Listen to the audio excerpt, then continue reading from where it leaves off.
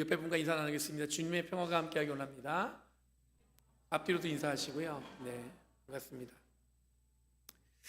자, 오늘 진부한 주제이긴 하지만 사랑에 대해서 한번 이야기하려고 합니다. 근데 그냥 사랑만 이야기하는 게 아니라 생각하는 것보다 좀 더 넓은 의미의 사랑과 기독교 또는 이 교회라는 주제하고 함께 연결해서 하려고 해요. 그럼 10월 마지막 주일은 우리가 지금 찬양 부른 게 마틴 루터, 이 종교개혁을 했던 분의 지은 찬양이잖아요. 10월 마지막 주일은 이 종교개혁주일로 지킵니다. 그 미국 서구교회에서는 이거를 영어로 뭐라고 부르냐면 All Saint Day라고 불러요. 이게 뭐냐면 이번 주일은 다시 한번 이 종교개혁을 생각하는 건데, 모든 신자들이 하나님의 자녀이고 이 목회자, 그 사제만 하나님의 대리인이 될 수 있는 게 아니라 하나님의 부름받은 모든 성도들이 다 하나님의 자녀이고 사제이며 이 만인 사제 신앙에 대한 이 고백을 할 수 있는 하는 그런 주일이라고 볼 수가 있습니다. 그러면서 보면은 저나 여러분들이 다 똑같이 하나님의 부르심을 받은 건 같다는 의미예요. 그럼 종교개혁주의자들은 5가지 솔라, 그들이 주장했던 내용은 5가지 솔라로 요약할 수 있습니다. 이 솔라는 오직이라는 뜻이에요. 그래서 첫 번째는 뭐냐면 솔라 스크립투라, 이게 뭐냐면 오직 성서로. 그럼 교회의 최종 권위는 이 교회 직분이나 타제의 직제가 아니라 오직 성서에만 있다는 것입니다. 그리고 두 번째는 뭐냐면 솔루스 크리스투스, 오직 그리스도. 인간은 스스로 구원할 수 없고 오직 예수 그리스도의 십자가 은총을 통해서만 구원을 얻는다는 고백입니다. 그리고 솔라 피데, 이건 뭐냐면 오직 믿음으로, 그 다음에 솔라 그라티아, 이건 오직 은혜로, 이런 뜻인데, 이 모든 것들은 다 뭐냐면 구원은 오직 믿음에서만 가능하다고, 이 믿음을 또한 하나님의 은혜로 오는 것이지 인간의 행위에 기초하지 않는다는 의미가 담겨져 있습니다. 그러니까 우리가 구원받기 위해서 내가 막 열심히 노력하고 뭔가를 해서 되는 게 아니라 오직 그리스도의 은혜로 주어진 믿음으로 우리가 구원받는다는 거예요. 마지막은 뭐냐면 Soli Deo Gloria, 이게 뭐냐면 오직 주님께만 영광.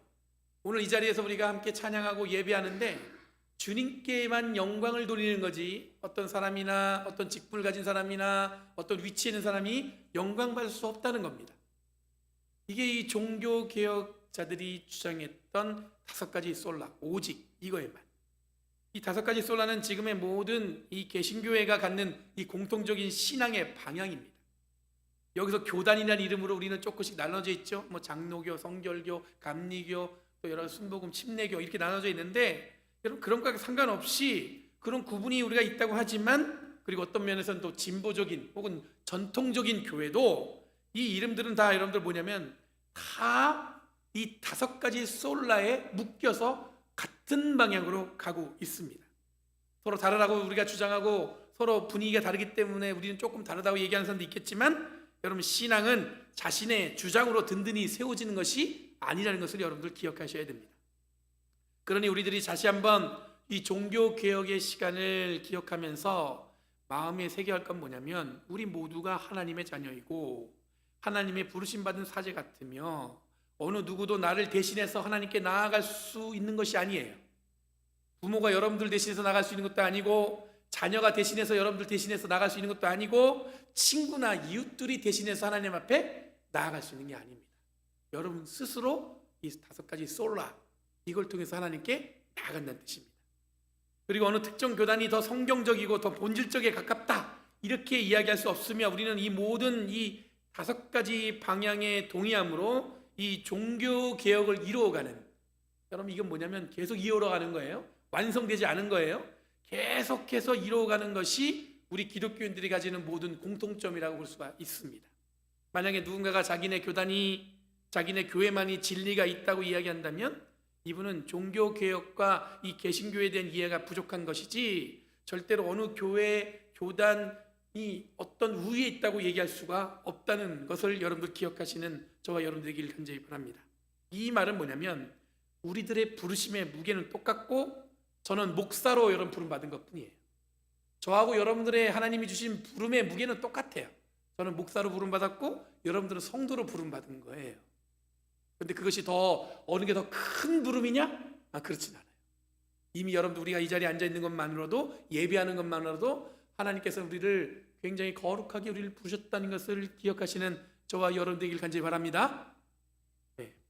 자, 오늘 읽은 본문은 이런 의미에서 예수님이 가르쳐준 이 복음의 가장 핵심적인 표현에 대한 것임을 기억하시기 바랍니다. 아까도 얘기했지만 사랑에 대한 얘기예요. 우리들이 지금 이 시대를 살아가면서 어떤 마음을 가지고 복음을 전하고 그리스도인임을 드러내는지를 여러분 기억하는데, 오늘 본문이 굉장히 중요해요. 왜 우리가 교회를 다니고, 왜 우리가 예수를 믿고, 왜 우리가 하나님을 믿는, 하나님께 예배하는 사람인지를 알려주는 본문이 바로 오늘 읽은 본문에 나와 있다는 얘기예요. 우선 34절 말씀에 보면 바리새인이 다시 등장합니다. 계속해서 바리새인들이 등장하면서 예수님과 논쟁을 벌이죠. 그런데 사두개파라는 사람도 등장해요. 그럼 바리새인들은 여러분 잘 알고 있는 것처럼 율법에 대해서 특별한 어떤 실천을 강조했던 사람이에요. 율법을 지키느냐 안 지키느냐에 따라서 구원을 받냐 안 받냐를 갖다가 평가했던 사람들입니다. 당시에 유대 인구가 2만 5천 명에서 3만 명 정도 됐대요. 근데 당시에 바리새인들이 6천 명 정도 됐습니다. 생각해보면 여러분들 그 정도 인구밖에 안 됐는데 6천 명이 바리새인이니까 굉장히 큰 신앙 공동체였다는 걸 알 수가 있습니다. 반면에 이 사두개인은 굉장히 소수였어요. 숫자가 많지 않았다는 얘기입니다. 그런데 그들은 많지 않았지만 이 사내들인 공의회를 갖다가 이 당시에 여러분들 당시에는 이 종교와 정치가 이렇게 일치하는 시대였어요. 그러니까 종교 지도자가 곧 뭐냐면 국회의원까지 하는 거예요. 이 사내들인 공의회가 오늘날로 얘기하면 그 당시 이스라엘에서 워킹했던 어떤 국회 같은 느낌이라고 보시면 됩니다. 그런데 이 사두개인은 소수였지만 정치, 경제, 그 다음에 어떤 이 종교에 이루는 굉장히 큰 지식 공동체였습니다. 소수였지만 그들은 부활을 믿지 않고 영적인 존재에 대해서 부정했던 자들이었습니다. 그러다 보니까 예수님과 논쟁에서 늘 이 사람들은 이성적인 것에 대한 질문을 가지고 예수님께 도전했던 자들이었습니다. 오늘 읽은 본문 앞에 보면 지난주에는 우리가 세금의 텍스에 대한 얘기했잖아요. 그 논쟁이어서 우리 읽지 않았지만 어떤 얘기가 끼어들어가 있냐면 부활 논쟁에 대한 이야기가 들어가 있어요. 이 부활 논쟁이라는 건 뭐냐면 이 사두개인들이 부활이 있느냐 없느냐 그러면서 만약에 그 유대인들에게는 여러분 결혼법이라는 게 있습니다. 형이 결혼해서 죽으면 여러분들 누가 여기 동생이 그 형의 자손을 이어가는 거예요. 여러분 그게 말이 안 되는 얘기겠지만 이 형수를 갖다 아내를 맞아야 되는 거 있어요. 그런데 나중에 부활하고 나서 그러면 이게 누구의 부인이냐 이런 얘기를 하는 겁니다. 그 논쟁에 대해서 예수님께서 그 논쟁을 벌이시면서 오늘 본문에 보면 뭐 자세한 이야기는 다음에 하고요. 어떻게 됐냐면 예수님을 곤란하게 만들려고 그런 질문을 했는데 예수님이 사두개인들의 말문을 막아버리셨다. 이렇게 본문이 기록이 되어 있어요. 이에 바리새인들이 소문을 듣고서 한 자리에 모였습니다. 그 중에 한 율법교사가 예수님을 또 시험하기 위해서 예수님께 던진 질문이 오늘 이야기하는 내용의 시작입니다. 뭐라고 질문했냐면 선생님 율법 가운데 어느 계명이 중요합니까? 라는 질문.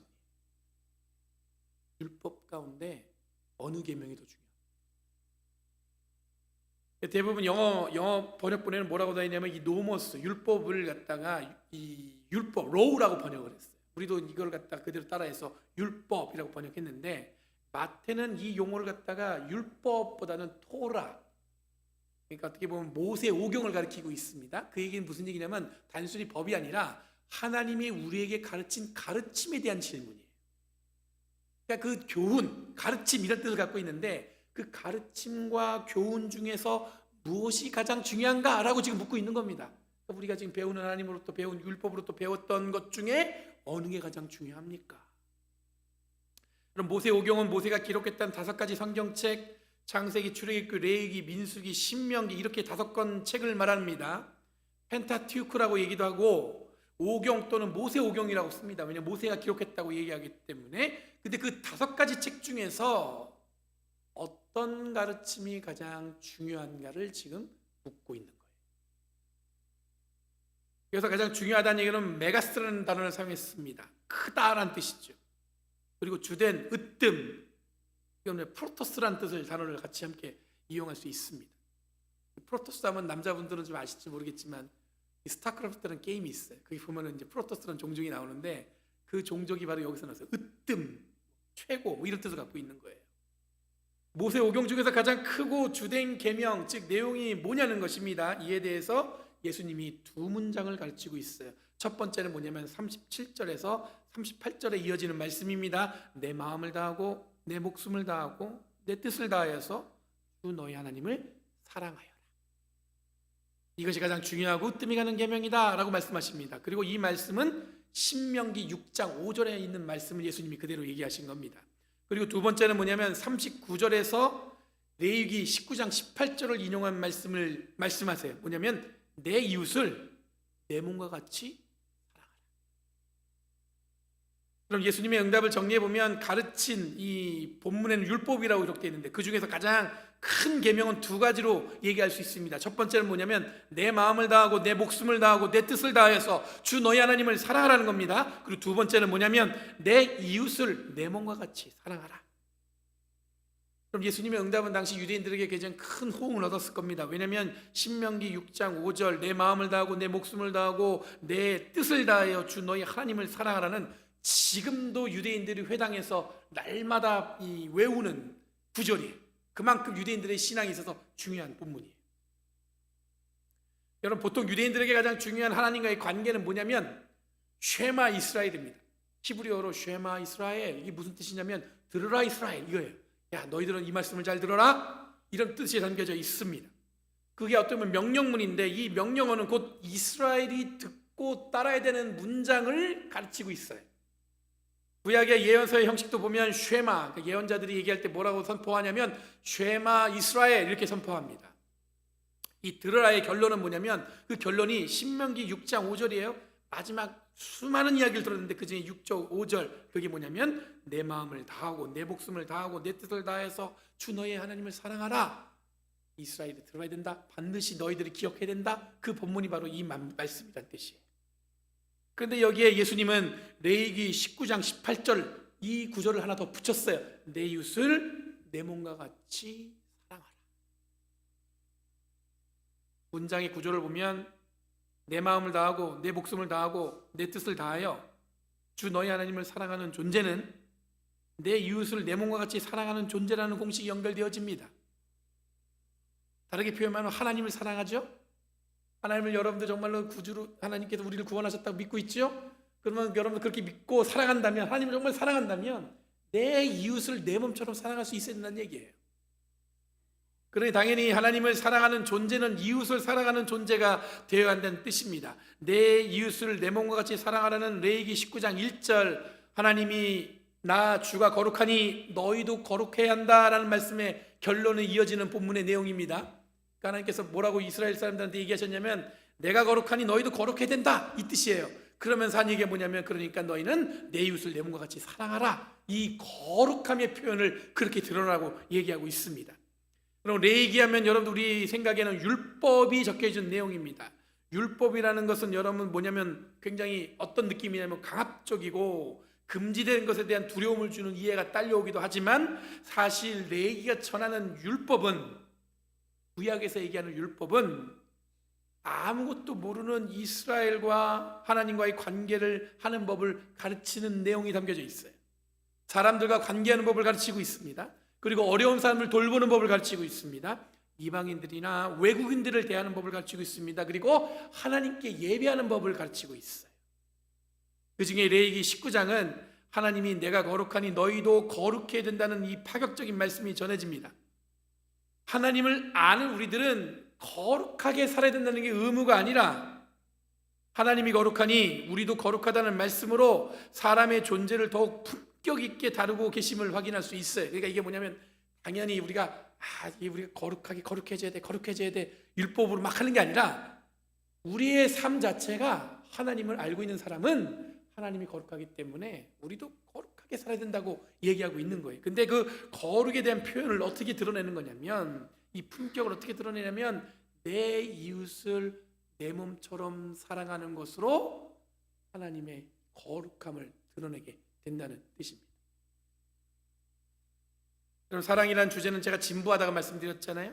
자주 듣잖아요. 그러면 교회마다 써붙이는 그 표어나 이런 거 보면 하나님은 사랑이시다 이렇게 써지는 것도 많이 보잖아요. 근데 여러분 이웃을 내 몸처럼 사랑하는 것은 굉장히 도전적인 이야기입니다. 성경 본문이 우리들에게 도전이 되는 이유는 뭐냐면 문장으로는 쉽게 읽혀져요. 읽다 보면 그냥 읽혀지죠. 근데 절대로 글에서만 머무는 것이 아니라 삶으로 사라져야 된다는 숙제를 우리에게 던져줘요. 글로만 읽고 마는 게 아니에요. 우리의 삶으로 살아야 된다는 얘기예요. 예수님이 응답하신 이 두 문장은 우리의 신앙생활의 방향을 명확하게 해줍니다. 아마 모든 교회 공동체, 모든 교단, 모든 그리스도인들, 예수를 믿고 구원받았다고 믿는 사람들이 반드시 기억해야 할 기독교적인 삶의 방향이라고 할 수 있습니다.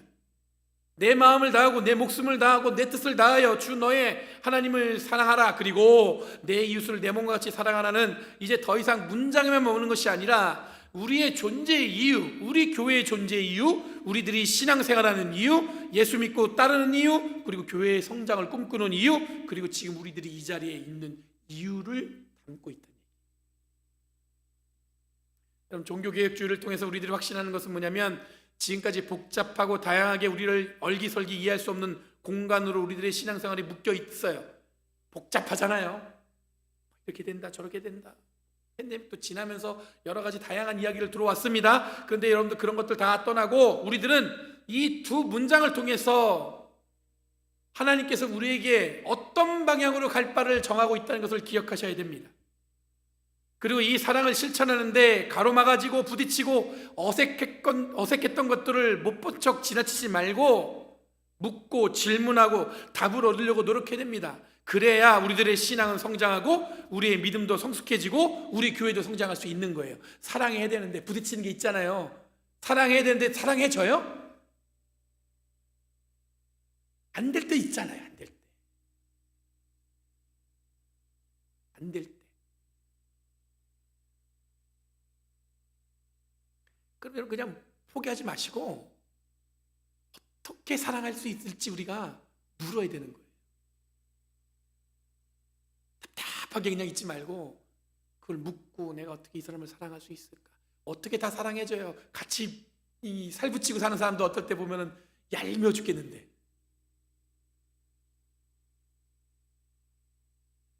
예전에 이런 거 참 웃었는데 이제 웃음도 사라지셨어. 옛날 같지 않으셔. 이게 웃음이 마음에 여유가 없으셔서 그런가? 이런 마음을 다해 사랑하라 했을 때 마음은 이 카르디아라는 헬라어를 사용했어요. 이거는 심장이라는 뜻을 갖고 있습니다. 이 비유적으로 어떤 표현을 쓸 때 쓰냐면 생각이나 감정이에요. 이 말은 뭐냐면 마음을 다해 주 너의 하나님을 사랑하라. 그러면 생각이나 감정을 하나님을 사랑하는 데 쓰라는 거예요. 수많은 생각과 감정들이 존재하는데 이 모든 것들을 다 어떻게 쓰는 거예요? 온전히 하나님을 사랑하는 데 사용을 하는 겁니다. 목숨을 다해 사랑하는 것은 목숨은 푸스카이라는 말을 썼습니다. 이게 푸스케, 어떤 영, 숨 이런 게 뜻을 담겨져 있어요. 근데 여기에 정신 또한 포함되어 있습니다. 그러니까 뭐냐면 단순하게 이 생명력을 이야기하는 목숨이라는 뜻보다는 뭐냐면 영혼이 담긴 생명력이라는 뜻을 담고 있어요. 목숨을 다해 하나님을 사랑하는 것은 뭐냐면 내 영혼이 담긴 생명력으로 하나님을 사랑하라는 거예요. 그렇게 노력하려고 노력해야 된다는 얘기예요. 하나님을 사랑하는 것도 그렇게 어려운 거예요. 쉬운 게 아니에요. 내 영혼, 내 생명을 다해서 뜻을 다해 살아가는 것은 뭐냐면 디아노이아라는 단어를 사용했어요. 이게 뭐냐면 상상력이 담긴 마음이에요.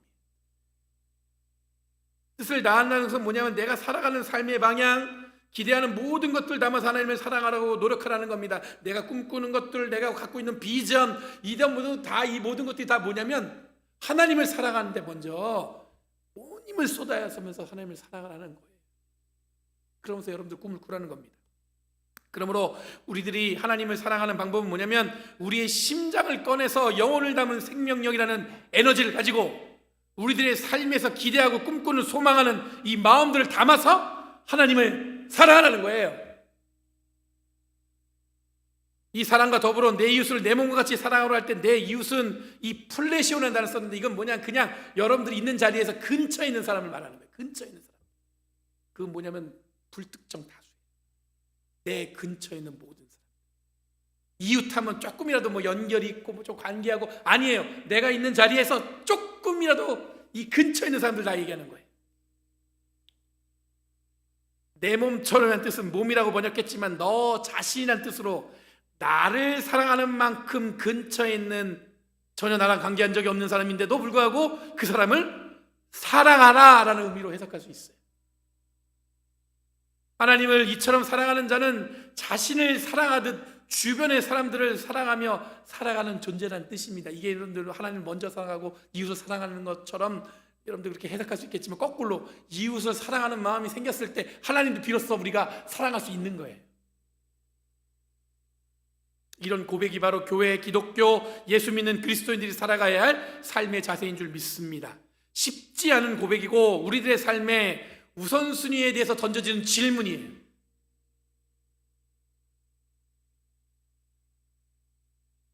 예배하기 위해서 여러분들 어떤 걸 여러분 잘 포기하고 이 자리에 오셨겠어요? 시간이 남아서 오셨어요? 아니죠. 여러분들이 중요한 것보다 이 시간을 나의 가장 귀한 시간이라서 여기 오셨을 거라고 저는 믿습니다. 그렇죠? 여러분, 신앙생활하는데 예전 같지 않은 시대라고 사람들이 이야기합니다. 교회가 예전 같지 않고 예수 믿는 사람도 많지 않고.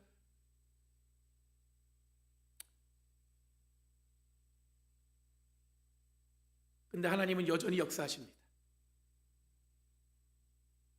하나님은 예나 지금이나 똑같이 우리의 삶 가운데 역사하십니다. 하나님은 변함이 없지만 우리들이 예전 같지 않아서 오늘날 온전한 그리스도의 복음이 교회가 세워지지 않는 거예요. 하나님은 여전히 역사하세요. 그런데 우리들이 예전 같지 않아.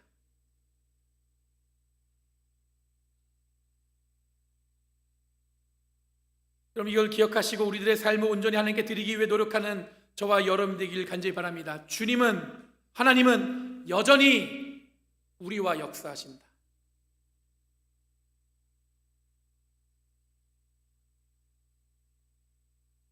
그럼 다양하고 복잡한 감정들이 여러분들의 신앙생활을 방해할 수 있습니다. 삶이 뭐 늘 단순해요? 그렇지 않잖아요. 그러면 단순하지 않다면서 제가 단순하게 하나님을 사랑하고 이웃을 사랑하는 이 큰 계명을 기억하시고 신앙생활의 방향을 잡아가시길 간절히 바랍니다. 그러면 우리는 변화될 것이고 우리는 성장할 것이며 여전히 하나님의 역사가 우리들의 삶 가운데서 든든히 세워지리라 저는 믿습니다. 기도하겠습니다. 거룩하신 주님, 감사합니다. 변함없는 주님의 사랑 가운데 우리의 삶을 세워가게 하심을 감사드립니다.